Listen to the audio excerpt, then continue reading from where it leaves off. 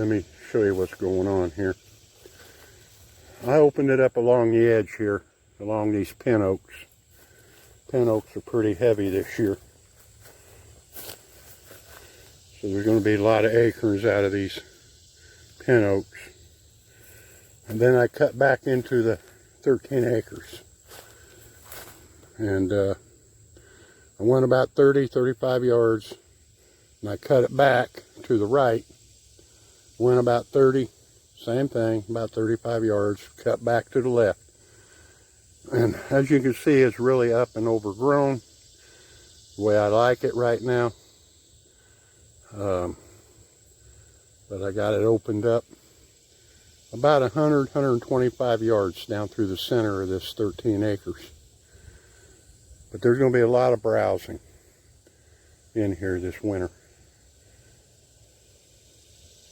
But it's getting hot and I'm going to get on out of here.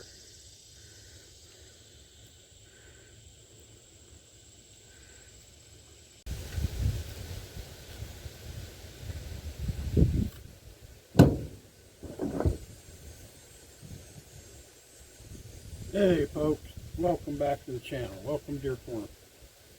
Warming up pretty quick here. Started about 6:30 this morning, 6:45, cutting this through here. About 150 yards long, give or take. 5-6 foot wide swipe. And I go about 35 yards and I make a curve. Go another 35 yards, make a curve down through the center of this field here. Trying to open it up. Now I'm not opening up to hunt. I'm not putting a deer stand on it. I'm opening it up for the deer because what's happened is, or happening, is the deer on the upper end, which is wider, during winter time when they're browsing, they browse that really heavy. But down on this lower end, they hardly get into it and browse it. Now there's a lot of browsing in there, but they don't come down through the thicket.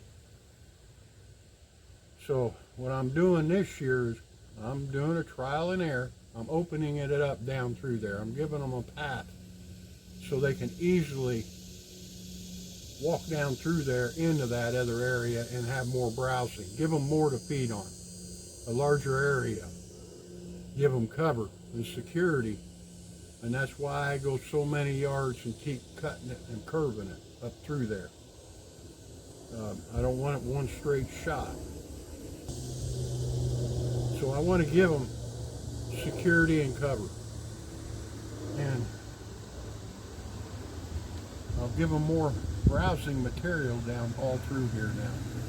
And that's the thought about it. If I open it up enough, they can come down through there, they'll use it. Deer aren't dumb. They're lazy, but they're not dumb.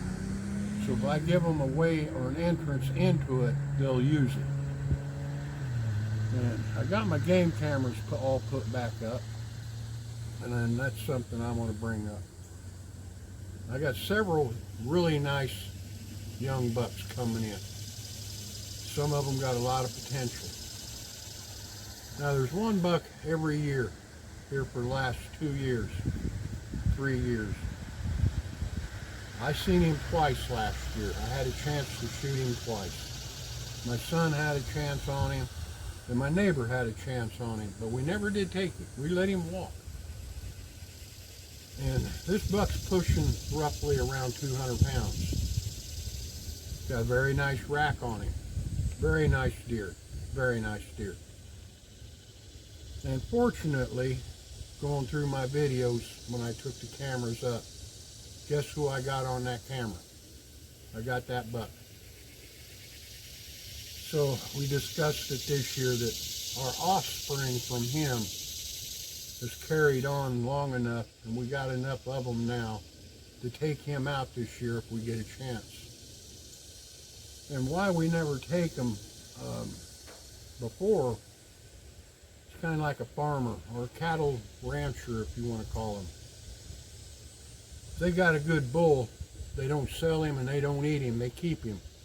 so you have good calves. That's what they want to sell, is the calves. So if you got a good bull, you want to keep him. Now, grant you on this buck, we don't know his genes. We do not know that. We know he's good, but we don't know what kind of genes he can pass on. But evidently, from what we're seeing, he has good genes, and he's passed on a lot of nice young ones.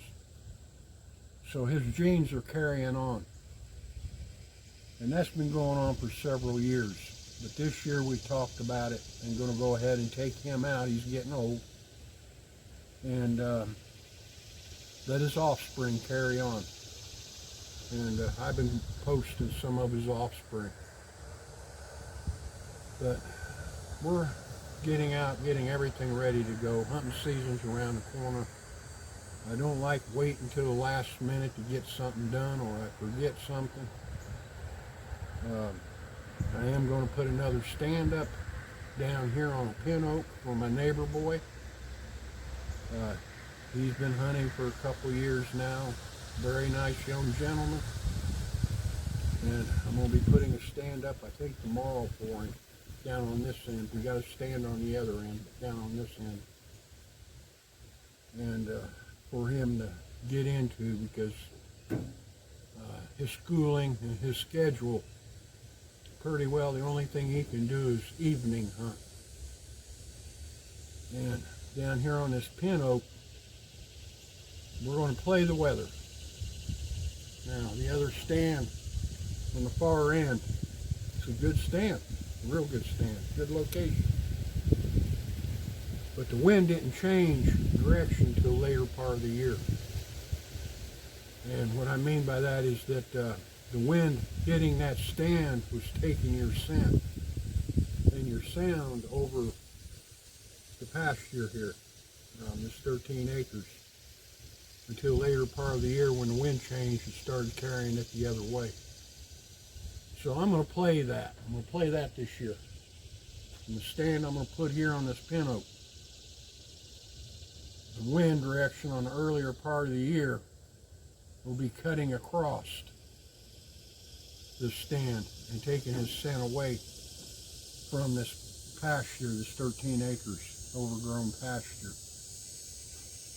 So it could be, it's going to become an early season stand, because the wind direction, if I'm playing my cards right, won't change until the later part of the year, because they're talking about 10 to 15 degrees warmer this year than last year at the start of the season. So that means the wind's going to be holding the same direction that it is right now.